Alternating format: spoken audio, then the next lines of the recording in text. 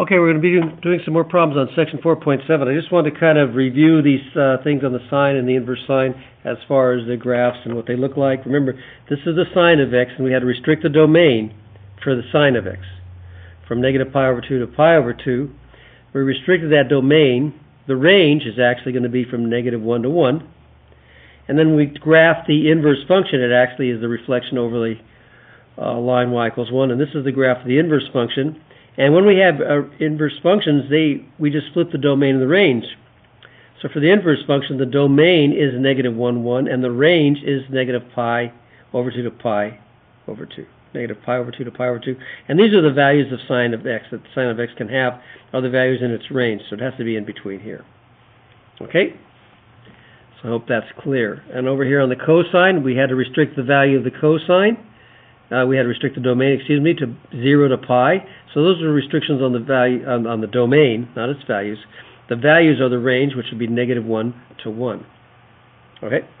Then if we look at the inverse function, it graphs to be this, and that's the inverse cosine. And should have written that in so you can see that.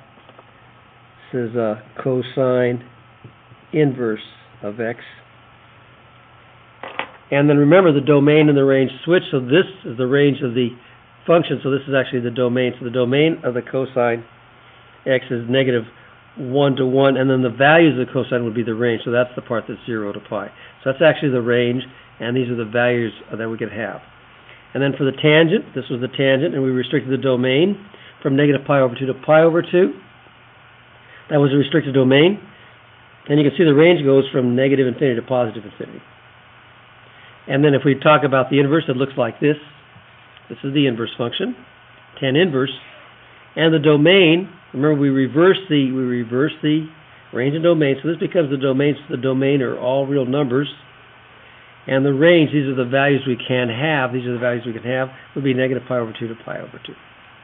Okay. So hopefully that will help a little bit. And let's try some of these. And let's take a look at number 31. And what we wanted to do, if you read, we wanted to just find the exact value of each expression. If possible, do not use the calculator. So remember, for our sine, inverse sine, the actual values are going to be of this is actually the domain of that. It has to be between negative 1 and 1, and that is, so if that's the case, if this is all into the domain, all right, the domain of the inverse sine, if it's in the domain of the inverse sine, then it's just going to be, these are just going to cancel out, so to speak, and it's just going to be 0.9. So that's no problem, because this is in that domain. We talked about that. And again, I'll show you again. That's the domain of the inverse sine. So it has to be in that domain there. Okay? Now the value here must be in the domain of the sine of pi over 3. And we restricted the domain, and that's where we restricted the domain to be between negative pi over 2 and pi over 2. And pi over 3 is in that restricted domain, so that's fine. So that's just going to be pi over 3. If that's the case, then it just equals that value. Okay? Okay, now 35, this is the sine inverse of the sine. Now again, we restricted the domain of our sine, so this is the part that has to be between negative pi over 2 and pi over 2, and that's not going to work. So we have to kind of figure this out. So we have to kind of rewrite this. Sine inverse, and then we have to evaluate this. Now what's the value of the sine of 5 pi over 6? Well, we know from our unit circle, pi over 6's are all going to be, the sine of pi over 6's are all going to be 1/2. This is in the second quadrant, all students. So that's going to be positive. So that's just going to be the same thing as the sine of pi over 6, or 1/2. And now remember this. This is the angle whose sine is 1/2. All right? And that angle has to be between negative pi over 2 and pi over 2, and that would be pi over 6. Because it's positive, so it would have to be in the first quadrant. So the sine of what angle, what positive angle, is 1/2. That's pi over 6. We could have gone directly from there to there if you realize they're both positive, so that's going to be, but this has got to be in that, this has got to be in that range of values, negative pi over 2 to pi over 2. But it does belong to that. This doesn't belong to that. That's why we had to do a little extra work. Okay, the tangent, inverse tangent. Okay, the domain of the inverse tangent, just to go back and look again and review this little sketch here. And these are in your books, so you could actually copy these down. Okay, the domain is all real numbers. So this is a real number? Yes, it's a real number. So these just cancel each other out. So we just have 125. Okay. All right. Now we're looking at the tangent. Now this is the restricted domain. And again, this was negative pi over 2 to pi over 2. So that's good to go. So we're fine. So we could just say these can just cancel each other out. And we just have negative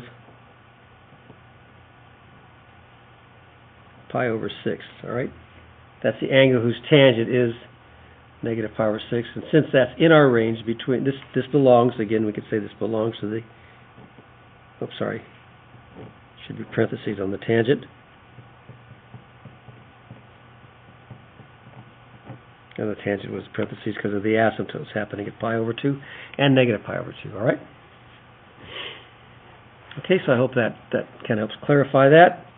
Okay, this one, tan inverse of 2 pi over 3. And now, does this belong to this domain? No. 2 pi over 3 is definitely in the second quadrant, and this is just first and fourth quadrant, so this won't work, so we'll have to evaluate that. So this is tan inverse. And what is the tangent of 2 pi over 3? Well, the tangent of pi over 3, right? The tangent of pi over 3 is what? That's going to be the square root of 3.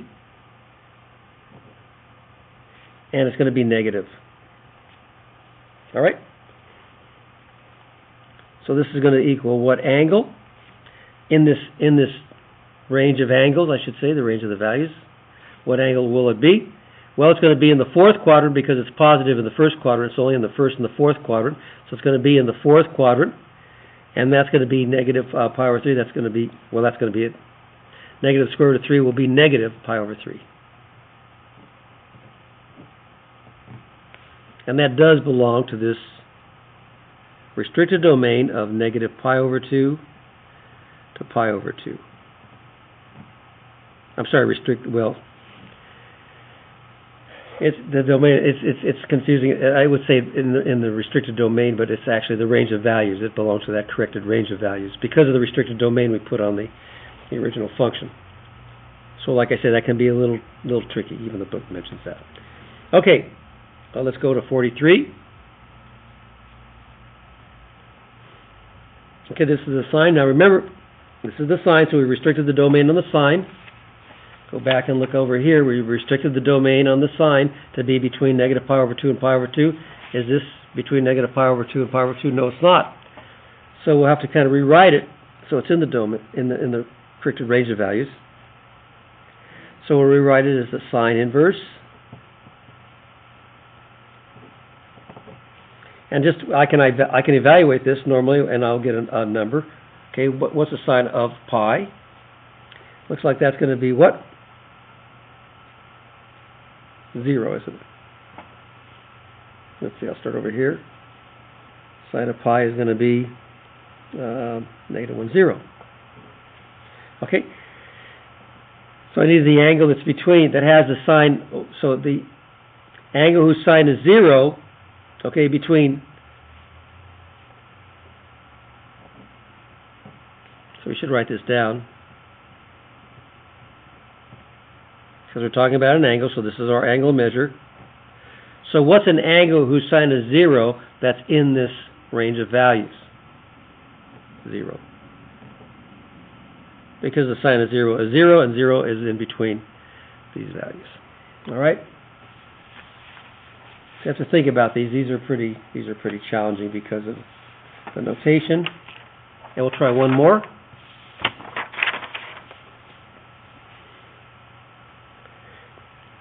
Okay, this is the sine of the angle whose sine is pi. What is pi? pi is about 3.14. And remember the sine, this is the sine, the angle whose sine is this. Well, remember the sine has got to be between what? Or if we talk about our original domain, our domain of is going to be, and we can look over here just so we can see, because like I say, it's kind of confusing, so it's good to have this little chart. The domain of the inverse sine is -1 to 1. That means the values of, can be, the domain values are -1 to 1. These are the actual values of the angles, but it has to be within this domain of values, and 3.14 is definitely bigger than 1, so we don't have an angle whose sine is 3.14. So it does not exist. Okay, now you have to think a lot about these, so spend a little bit of time. But it's kind of challenging because of when we're talking about domains and ranges, and then we're talking about ranges of values, we can get these things mixed up, so you have to be very careful. Okay? Hope that helps.